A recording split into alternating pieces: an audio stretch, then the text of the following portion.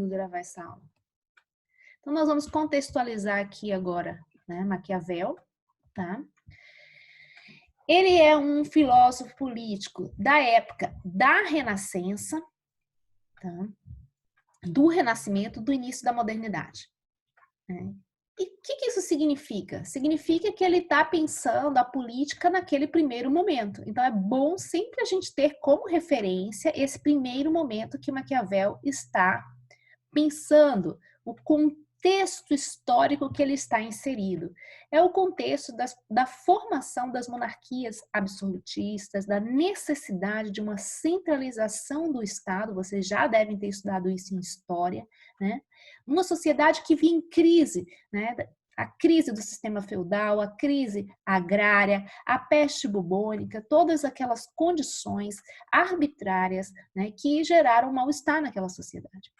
Então, a centralização política do Estado, né, seria uma saída para resolver esses problemas. Então, né, para trazer a paz, para trazer a ordem dos conflitos que estavam existindo no campo ali entre camponeses e os nobres, né, uma série de condições importantes, defender o próprio território. Então, havia uma defesa, uma necessidade do Estado enquanto resolutor desses problemas.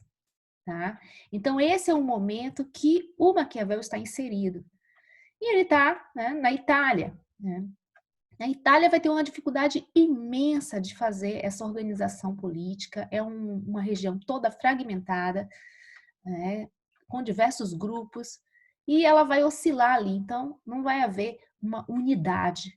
O Maquiavel, ele era um diplomata e trabalhava com essas questões, trabalhava na relação ali diplomática com outras nações que haviam centralizado o poder. Ele vai, assim, sentir uma necessidade muito grande de que o seu Estado, ele tivesse uma ordem, uma paz, uma unidade. Né? Então, ele vai, trabalhar em cima ter esse desejo em cima dessas questões. Tá?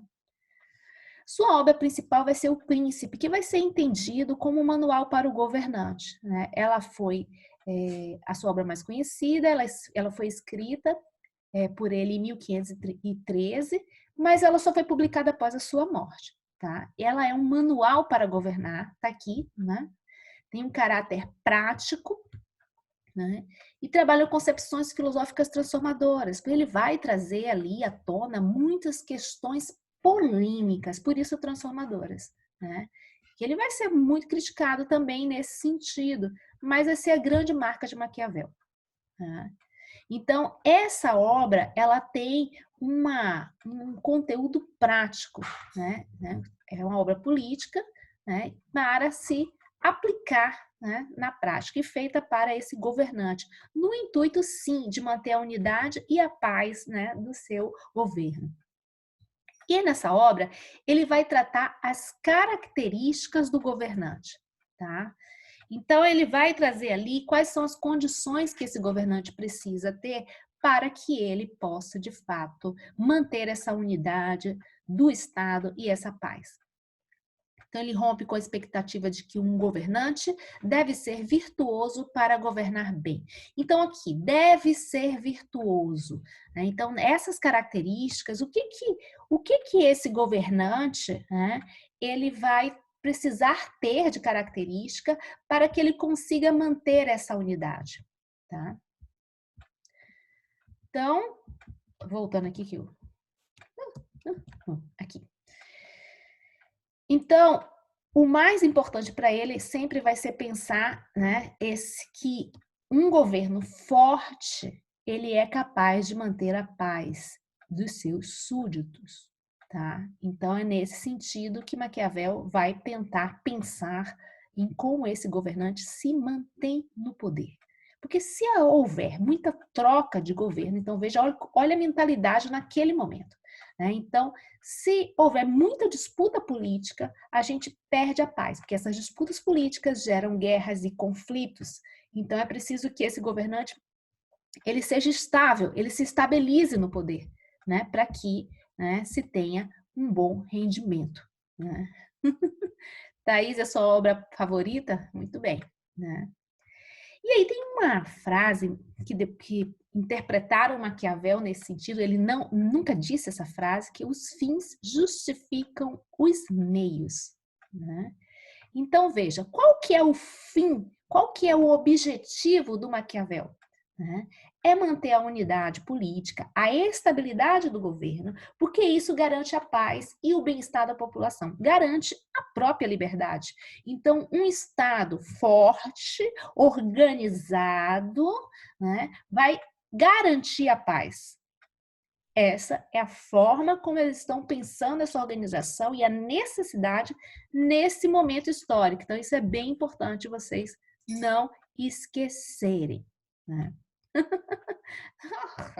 Meu cabelo está lindo. Nossa, meu cabelo, nossa, eu durmo e ele faz aquela coisa linda, né? E a gente tenta baixar assim, não está nada arrumado, ele está totalmente à vontade. Mas o mais sério do Maquiavel aqui é que ele vai contra a virtude cristã, né? Porque o que é a virtude cristã? O que é uma ação boa? Né? Então, a gente conhece muito bem aí, né, os valores do cristianismo, né? De não matar, né? De fazer sempre o bem. Né? Então, são essas virtudes cristãs, de ser uma pessoa boa. Maquiavel vai romper com essa virtude cristã. Ele vai falar das características do governante de um outro modo. Então, a primeira característica do governante, vamos trazer aqui, né? A primeira coisa, né, que passa pelos governantes, né, é a fortuna. O que é a fortuna? Como é que Maquiavel vai tratar isso? Né? A fortuna são todos os fatos e possibilidades que estão fora do controle do governante, tá? Que a gente pode chamar de azar. Né? Acontece uma coisa trágica que não depende da decisão e não dependeu da ação do governante. Algo que aconteceu ruim, tá? Mas pode ser bom também, né? É por isso que eu coloquei, é o acaso, tá? Então, todos nós estamos sujeitos a esse acaso, a acontecerem coisas externas a nós, que não dependem da nossa defesa, que a gente sofre com isso, não depende das nossas decisões, né? Mas que acontece com a gente. Né? Então, não está sob o nosso controle. É o que acontece conosco, de bom ou de ruim, independentemente de nossas escolhas. Isso é a fortuna para Maquiavel. Que a gente poderia, alguns tradutores vão traduzir a fortuna como sorte. Né? Só que entenda que essa sorte é uma referência ao acaso. Essa sorte pode ser boa ou pode ser má. Quando ela é má, na nossa sociedade, nós chamamos de azar, tá? Mas sorte. Né? A fortuna são esses acontecimentos.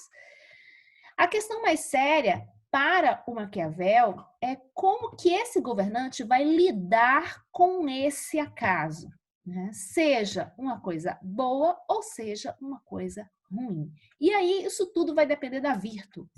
A virtude, né, é o conjunto de qualidades que tornam um governante apto a liderar, conquistar e manter o poder. E essa virtude é a capacidade que esse governante tem de lidar com o acaso, com a fortuna, da melhor forma possível. Se for uma coisa boa, amplificar esse bem-estar. Se for uma coisa ruim, minimizar essa coisa ruim. Diminuir os impactos dessa coisa ruim. Tá? Então, é nesse sentido que o Maquiavel vai trabalhar aí a virtude. Né? Que é essa capacidade. Então, veja que virtude tem relação direta com a fortuna, então, com essa capacidade de lidar com esses acontecimentos. Né? Então, é isso que vai tornar um governante, né, de sucesso, né, bom ou mau governante. Então, a ponto de referência para eu julgar um governante não é necessariamente se ele está dentro dos padrões de ação cristã, né, de fazer sempre o bem, né, de agradar, ser amado, por exemplo, né, mas sim a capacidade de ele saber lidar com esses acasos. E aí, saber lidar com essas circunstâncias envolve outras questões mais sérias em Maquiavel, né? Que tem a ver, então, como ele fica conhecido, né? Como os fins justificam os meios, né? O tal maquiavélico, né? Algo que a pessoa faz, né? Digamos, essa palavra, né? E a gente vai ver no final, né? Como crítica, né? Ele faz aquilo para atender aos seus próprios interesses. Neste caso, o Maquiavel está reforçando, é para atender o interesse do Estado, né? Por quê? Do governante. O governante, claro, obviamente, ele quer governar, ele quer se manter no poder, o poder, né? O ser humano tem a necessidade de ter poder, né? Mas juntando isso, a que esse poder e essa estabilidade vai trazer paz, então seria uma junção produtiva e importante também para o povo, né? Não só importante para a necessidade egoísta e particular daquele governante, né? E esse Estado estável seria algo que era almejado por Maquiavel, que seria importante para aquela sociedade, né? Então, veja, aqui a gente tem questões polêmicas, né? Tão importante quanto parecer bom é saber agir de acordo com o que a situação exige. Aqui existe um grande problema, né? Porque se a situação exige acabar com os traidores, né, para se manter no poder, né, uma vez que, né, ele percebe que existem traidores, ele pode matar esses traidores, né? Então, essas ações violentas, elas poderiam acontecer dentro dessas circunstâncias. E aí, por isso, maquiavélico. Ah, então Maquiavel, ele vai defender o assassinato, a morte, né? Então, né? E aí, essa questão, né, que Maquiavel vai trabalhar, que, né, o governante deve ser temido e amado, né? Ele tem que ser amado, deve ser amado, mas se eu tiver que escolher entre essas duas condições, é melhor que ele seja temido para que esse governo, esse poder, possa estar estável. Porque para Maquiavel, essa é o principal valor, né, naquele momento para Maquiavel é esta unidade, é a manutenção, então, desse poder ou desse governante no poder, porque a troca, né, as disputas políticas geravam guerra e ele está priorizando a paz, tá bem? Então, neste caso, seria muito melhor ser temido, né, do que ser amado, né?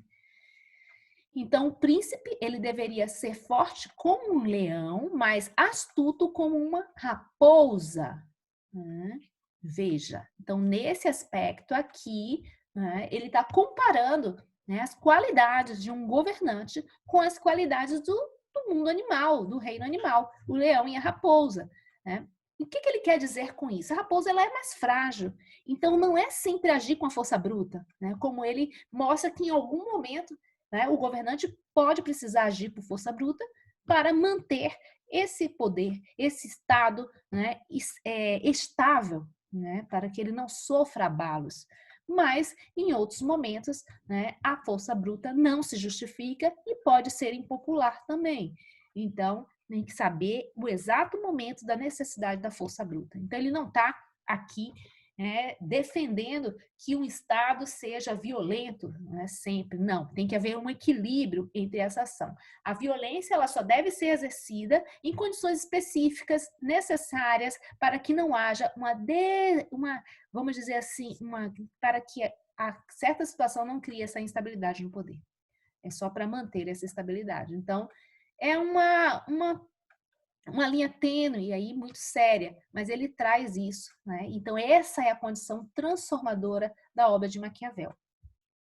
Então aí a gente vai considerar maquiavélico, né? Então vamos dizer assim, é uma expressão usada hoje para se referir, né, a um Maquiavel de forma pejorativa, de forma negativa, de forma ruim, né, no sentido de que quem é uma pessoa maquiavélica? A maquiavélica é aquela pessoa que age por seus próprios interesses, está disposto aqui, ó, a todo tipo de artimanhas para se dar bem, né?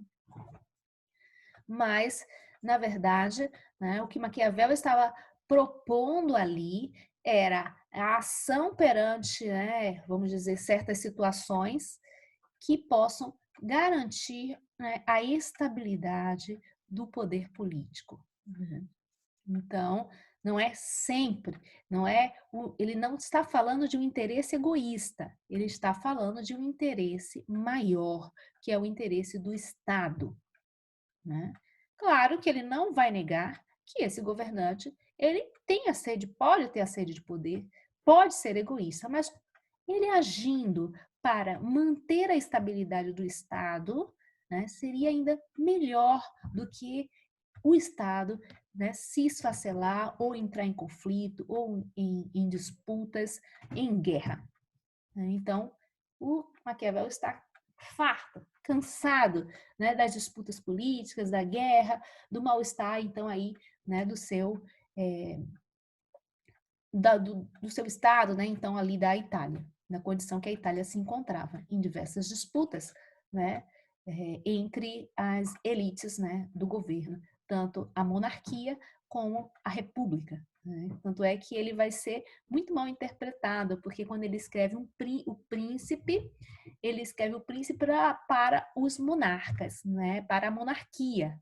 Né? Então, a monarquia que tem esse poder absoluto, que é essa perspectiva, né, do absolutismo monárquico, do antigo regime, que acontece aí no início da modernidade.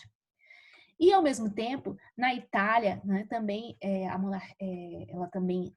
os monarcas caem e vão e voltam ao poder, a gente também tem a república. Né? Então, ele também escreve sobre a condição da república, que é um governo, né, para a coisa pública, e não seria, então, um Estado absolutista.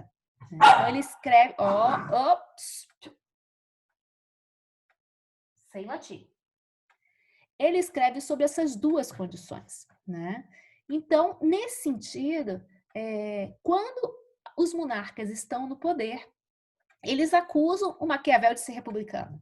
Quando os republicanos estão no poder, eles acusam o Maquiavel de ser monarquista. Então, ele está sempre sendo, vamos dizer assim, colocado de escanteio. Né? Então, existe aí um problema muito sério, né, do reconhecimento aí da posição política de Maquiavel, uma confusão entre essas questões. Né?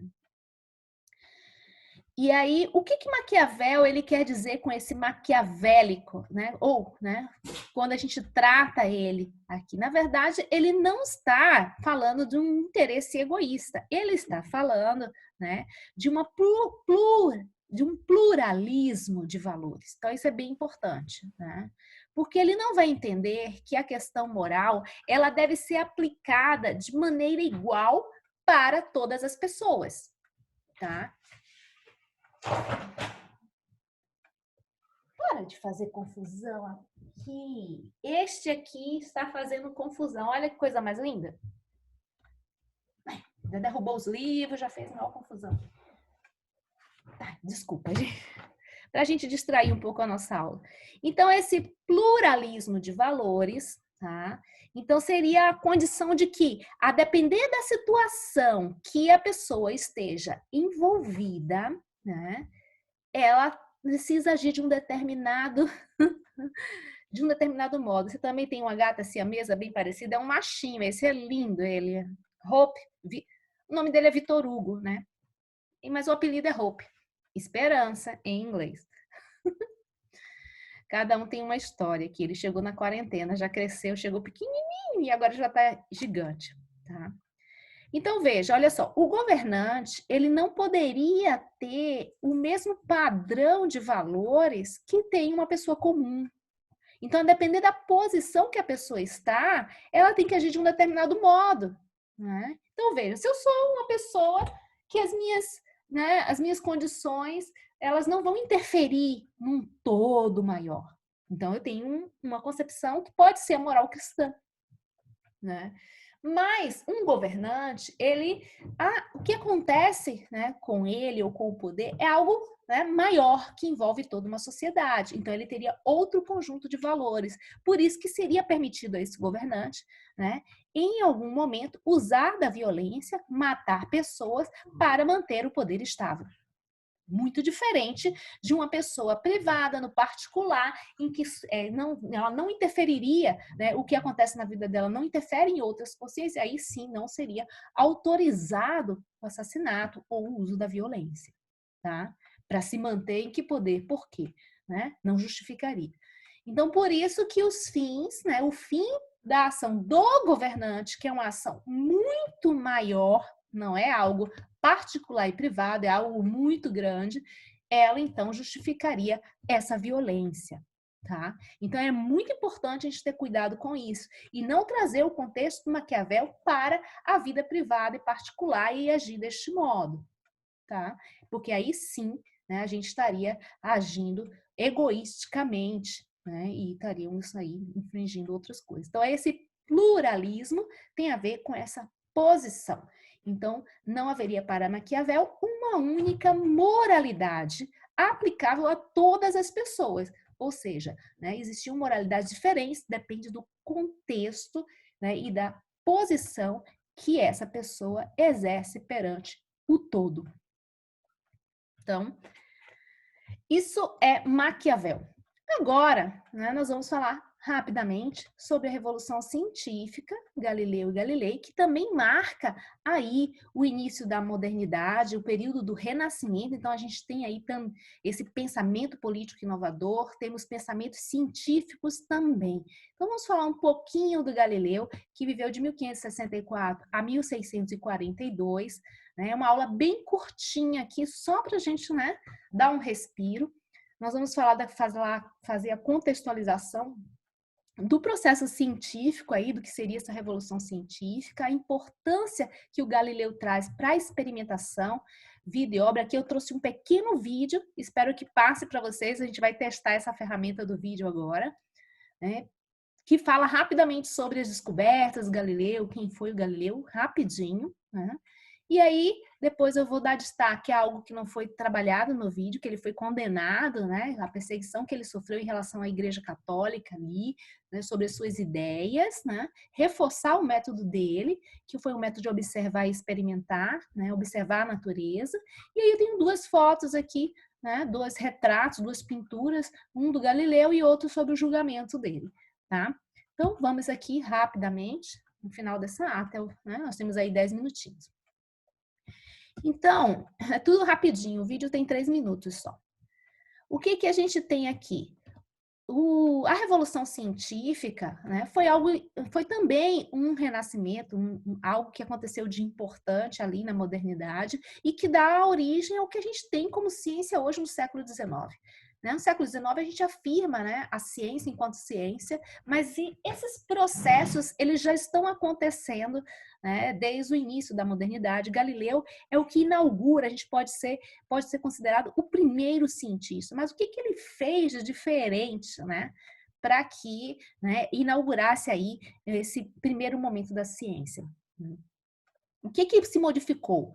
Modificou a visão de um mundo tradicional, então ele vai trazer a perspectiva aí de um novo céu, né, de uma nova posição aí da Terra em relação ao Sol, né, que a Terra era tida como o centro, né, e aí Galileu vai trazer a teoria heliocêntrica, não, que o Sol é o centro, é a Terra que gira em torno do Sol, então essa é uma concepção de mundo que vem dos gregos e ele vai trabalhar isso, vai inverter essa condição, né, vai fazer essa revolução, que é feita por Copérnico, mas ele vai reforçar.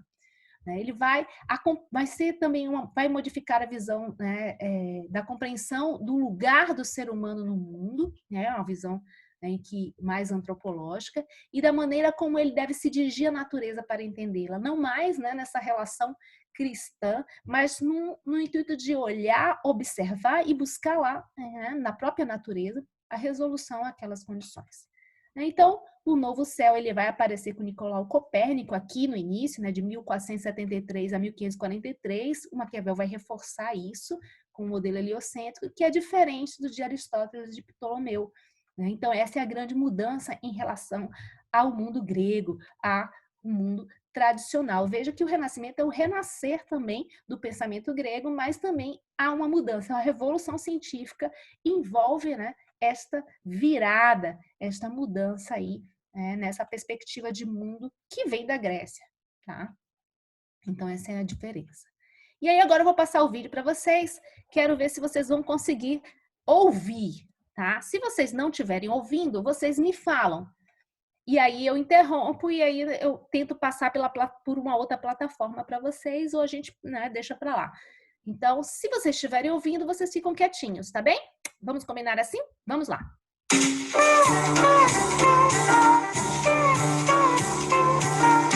Ilustrando História. É interessante observar como gênios da nossa história fizeram grandes descobertas, mas erraram muitas vezes também. Realidades defendidas por grandes sábios durante séculos não estão necessariamente corretas. Exemplos claros disso podem ser vistos na vida do cientista italiano Galileu Galilei. Ele nasceu na cidade de Pisa em 1564 e durante sua vida contestou afirmações que até então pareciam evidentes, como por exemplo a de que a Terra estava no centro do universo e que o Sol e todos os planetas giravam em torno dela. Por mais absurdo que isso possa parecer para nós hoje, demorou muito tempo para o mundo aceitar que, na verdade, a Terra é que gira ao redor do Sol. E ainda que não tenha sido Galileu o primeiro a afirmar isso, ele foi um grande defensor desta ideia. Galileu não inventou o telescópio, mas o aperfeiçoou e foi o primeiro a fazer seu uso de forma científica, observando os astros no céu. Através de suas observações, Galileu descobriu, por exemplo, que a superfície da Lua não era lisa como se imaginava, mas cheia de crateras e montanhas. Observou que ao redor do planeta Júpiter giram 4 luas e descobriu também as fases do planeta Vênus, crescente e minguante. Mas em meio a estas e outras incríveis descobertas, Galileu também se enganou algumas vezes. Ele achava, por exemplo, que os cometas não existiam e que eram uma espécie de miragem. E também não acreditava que a Lua tivesse qualquer influência nas marés dos oceanos, algo que já se acreditava na época e que hoje sabemos pela ciência que realmente acontece. Mas não foi só no campo da astronomia que ele atuou. Dizem que certa vez, quando assistia a uma missa na Catedral de Pisa, Galileu observou como um candelabro pendurado no teto balançava e notou que, ainda que o balanço fosse diminuindo de amplitude, o tempo que levava de um lado para o outro não se alterava. Esta simples observação o levou a se aprofundar nos estudos sobre o pêndulo, o que contribuiu para o desenvolvimento de relógios muito mais precisos, algo essencial para a ciência e para as navegações.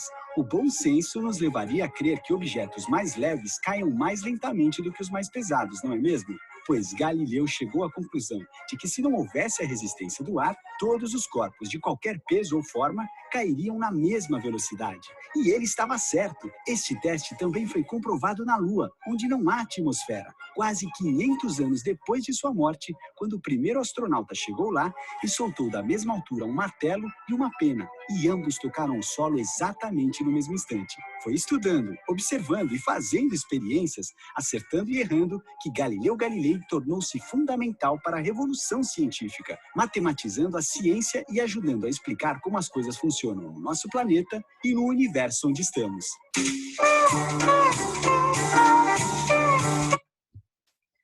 Muito bem, deu tudo certo, né? Então vocês conseguiram ouvir. Então aí é uma síntese um pouco aí das descobertas de Galileu, né?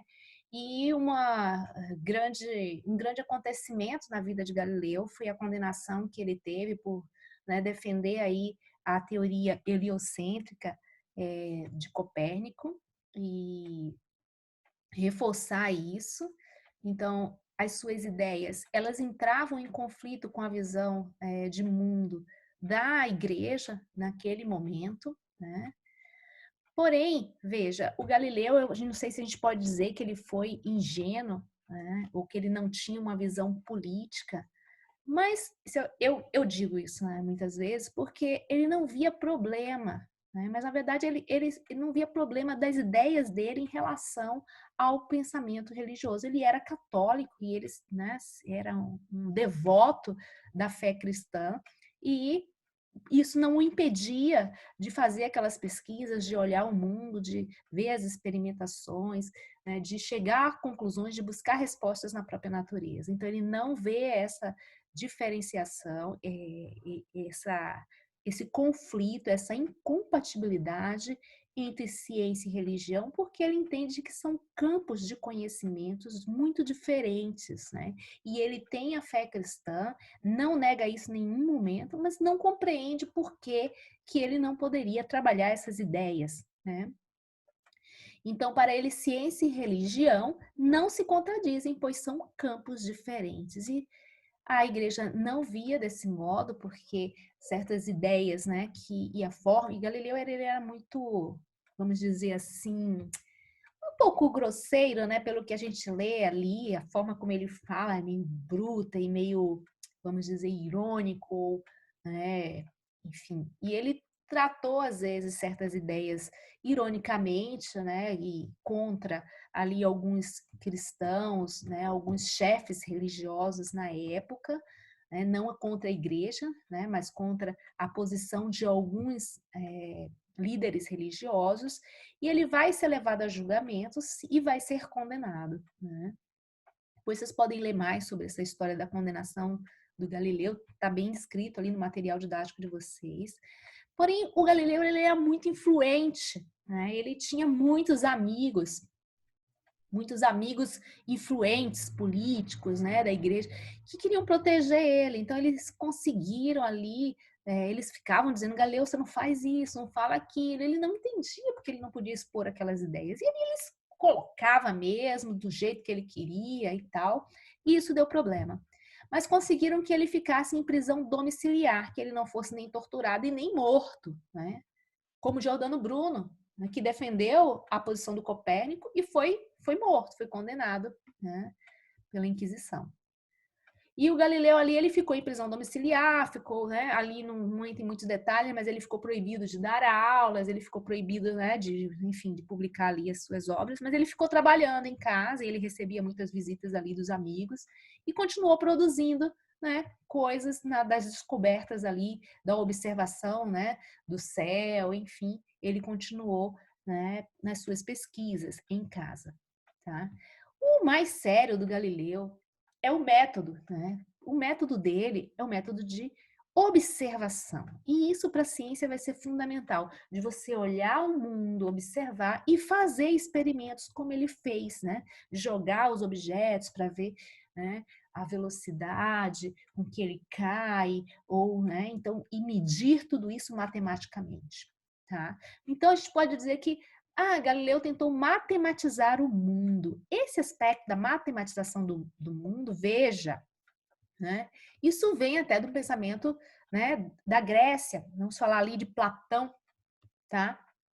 Em que o Platão fala ali das formas, né, da matemática, com o conhecimento científico mais importante. Então, esse é um nível de racionalismo aí do Galileu e também, né, ele também tem um aspecto do que vai surgir mais à frente, que é a linha teórica do empirismo, a teoria do conhecimento do empirismo, e que o conhecimento vem da experiência, da observação do mundo, né? Então, essa observação e experimentação. Então, ele vai trabalhar com as duas condições que na modernidade nós vamos discutir à frente, vai ser muito discutida, que é a questão do racionalismo, como primeira fase da modernidade, e do empirismo ali como, não vamos dizer, o desenvolvimento ali do conhecimento científico da modernidade. Tá? Então, essas duas linhas teóricas. E ele vai afirmar que o universo é um grande livro aberto, escrito em caracteres matemáticos, né, em que falta a gente decifrar, né, porque esse universo que ele olha né, pelo telescópio, né, se a gente calcular e usar ali a matemática, a gente vai encontrar, né, que o universo é escrito a partir dessas formas, triângulos, circunferências e outras figuras geométricas. Aqui está a foto dele, né, que foi feita e pintada em 1636. E aqui o julgamento, ele ainda está jovem aqui, né, frente ao Tribunal da Inquisição Romana, né, então aqui a gente, né, a vida desse cientista, né, o primeiro cientista aí importante. Assim a gente encerra a nossa aula. Eu quero avisar a vocês que as nossas atividades online nós vamos fazer uma atividade de revisão para a próxima prova, e essa atividade então eu vou pedir para vocês, vai ser, né, pontuada e só, tá? E a gente encerra a nossa aula, vocês vão agora para o intervalo, né? E se tiverem dúvidas aí, a gente traz também na semana que vem.